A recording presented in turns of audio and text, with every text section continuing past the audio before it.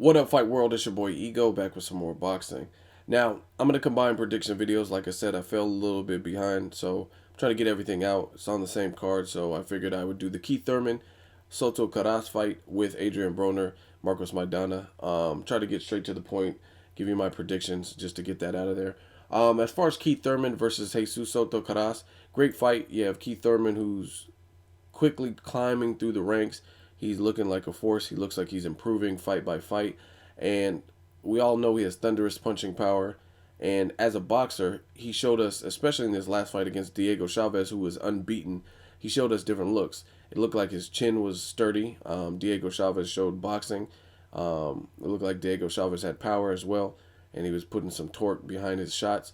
And Keith Thurman weathered the storm. Another thing that I liked about Keith Thurman in that fight was one, he put a blemish on an unbeaten fighter's record, which is good. And that same unbeaten fighter before the Adrien Broner versus Paulie Malignaggi fight, it was supposed to be Diego Chavez. That was Paulie Malignaggi's mandatory challenger, and I guess Paulie Malignaggi went with the money fight at the time, which was Broner, and then he lost his belt to Broner. Rest is history. So Diego Chavez looked like a game competitor, had a solid game plan, and I seen Keith Thurman make an adjustment, which is great.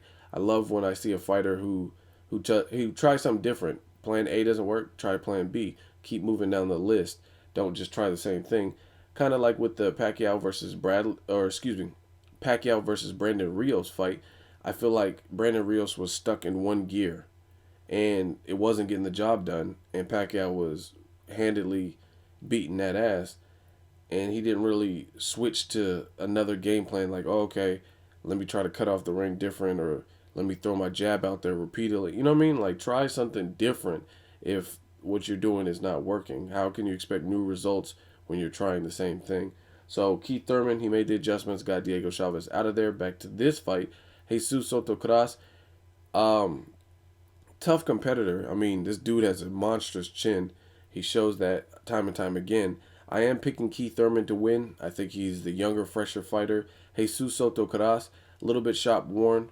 Not that he's not a game competitor, but he's been through wars. His fight with Marcos Maidana was a war. He's been stopped before. Gabe Rosado. Um, he's a good, tough fighter. He's a volume puncher. He has a high work rate. He has no quit in him. He has heart. He has chin.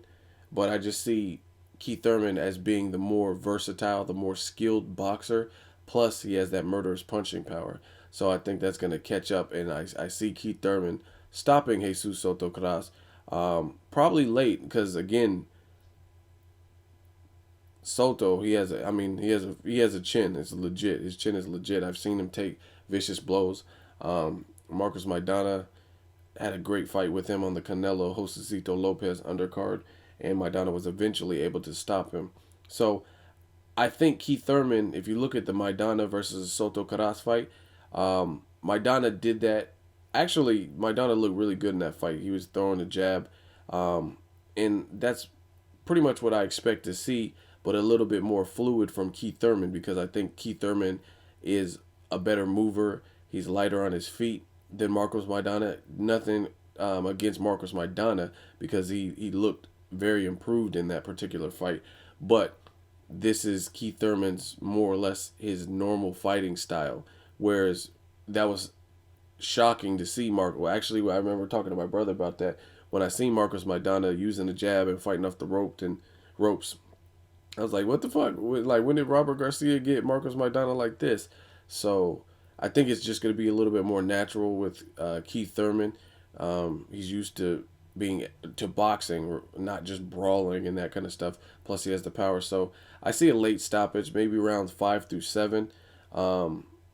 Soto Karass is a definite game competitor. He's lost, though. He's been beat. He's coming off a hell of a win, so this is great timing for the fight to happen because Keith Thurman, ultimately, he's beating the guys in front of him, but we're going to see how he looks against someone who just came off a very impressive performance against Andre Berto. I mean, Soto Karass was getting in that ass on Berto. He had him hurt in the first round, and he stopped him in the 12th round. And I don't remember the exact rounds off the top of my head, but there were moments in between where I think Berto got hurt in those mid rounds as well. So great fight. Looking forward to it. Moving on to the main event, Marcos Maidana, Adrien Broner. I'm picking Adrien Broner, but he might have to walk through fire. We don't know. We know that Marcos Maidana can crack. He has power. I just think ultimately Adrien Broner, he's a slicker fighter out of the two. A lot of people say he's really footed, but I think he's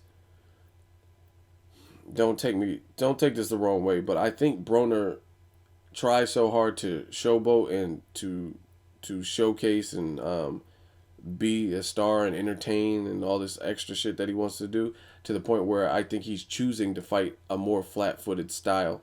Not that he doesn't have the God-given ability to be agile and move better, but I think he's choosing. Is he Pernell Whitaker or Muhammad Ali on his feet or Rigondeaux? No, I'm not saying that.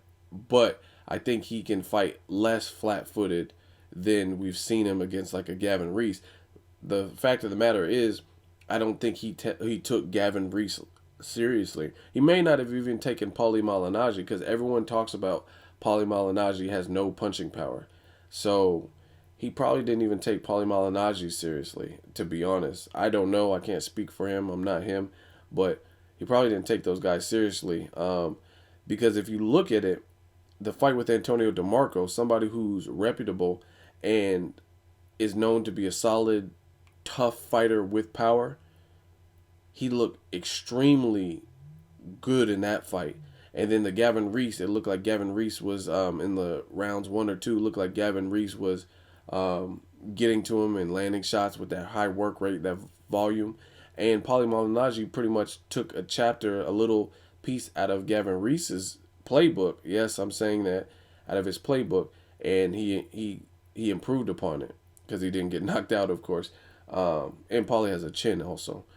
So Gavin Reese, Paulie, the areas that I really seen them have success in the Broner fight was because they were doing something that I don't think Marcos Maidana is really capable of doing. Now, fighters improve, and he's steadily improving with Robert Garcia, so I might be off. But what I seen Gavin Reese and Paulie Malignaggi do, which gave them success against Broner, was they had deceptive speed, speed that you don't necessarily anticipate. Gavin Reese was actually pretty quick. He's like a little midget, like a dwarf, but quick, like a jackrabbit or something. And Paulie Malignaggi is quick also, both with his mind, his feet, and his hands. So they have deceptive speed. That's one thing that I don't think Marcos Maidana has. I think what you see is what you get as far as Marcos Maidana. Tough as nails person with a chin, who's a warrior, who has heart, is not going to back down. You have to put him you have to put him down, basically. He's not going to back down. You got to put him down. And he can punch like a ton of bricks. But other than that, I think he's going to telegraph his punches more. I don't think he really has the deceptive speed that gave Gavin Reese or Paulie Malignaggi success. Another thing is, I don't think Marcos Maidana has the work rate, maybe even the stamina, that those other guys displayed in the spots where they were shining. Marcos Maidana, I can't really recall a time where he threw that volume of punches. Like Paulie Malignaggi was letting his hands go, and he was really fearless in there. I'm not saying Marcos Maidana won't let his hands go, but I just don't see him having that same work rate where he's throwing a million punches like Timothy Bradley did against Ruslan Provodnikov. I just don't see him throwing that many punches to the point where Broner's not going to be able to pick his shots, kind of circle around him, dance around him. And I think I would say unanimous decision, but I if Broner's power looks better than it did in the Paulie Malignaggi fight, stylistically, I think he could stop Marcos Maidana. Marcos Maidana is extremely vulnerable to the body, and when I see a focused Adrien Broner, like in the DeMarco fight, he shows that he could be an awesome combination puncher when he puts his punches together, and he doesn't focus and just headhunt. He goes upstairs and downstairs, which could be Marcos Maidana's undoing. Amir Khan dropped Marcos Maidana in the very first round, and he almost didn't recover from that. And I don't know who punches harder, but that was at 140 when Amir Khan did that, and this is at 147. I think Adrien Broner is probably just as quick, maybe even more powerful than Khan was at 40. Like I said, I don't really know because I haven't fought both of them. But so basically, the fighters that I've seen have success with Broner, that's not really Marcos Maidana's mo.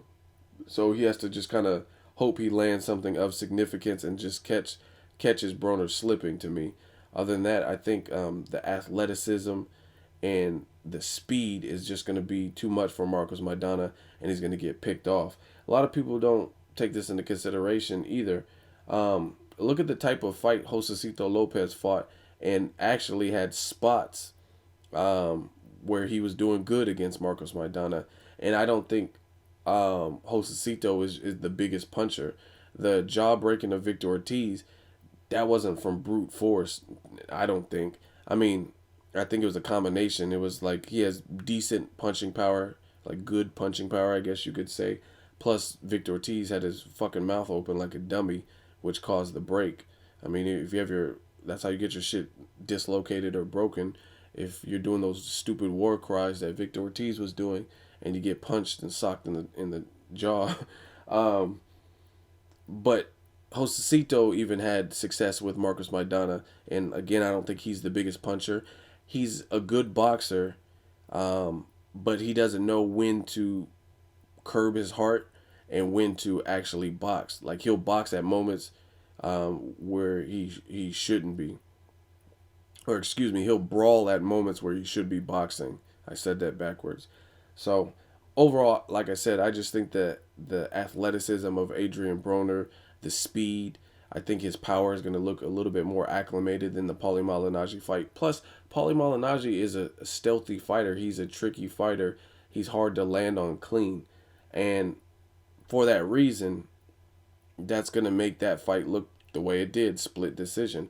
But Marcos Maidana, he's going to, his MO. I don't really see him just all of a sudden being extra light in his feet and moving like Terrence Crawford or something. I just really don't see it. So, honestly, for Marcos Maidana to beat Broner, I think he would have to step outside of who he is as a fighter, or he would have to land just that one money punch that Broner can't recover from, and that's to me Marcos Maidana's chances of winning. And it could happen because it's boxing and this dude can slug. He can hit. So if Broner gets cocky and Broner wants to fight the wrong fight and go toe to toe with a heavy puncher in a new weight division, he's only fought there one other time, that could spell trouble for Adrien Broner. Let me know what you guys think of my prediction. I have Broner winning via unanimous decision and Keith Thurman winning by stoppage. Probably a TKO stoppage. I don't think he'll knock out Soto Karass cold because Karass has the chin. And I'll say rounds 5 or 7. Rounds 5 through 7. Let me know what you guys think of this prediction. As always, hey, comment or subscribe. Till next video, it's Ego signing off.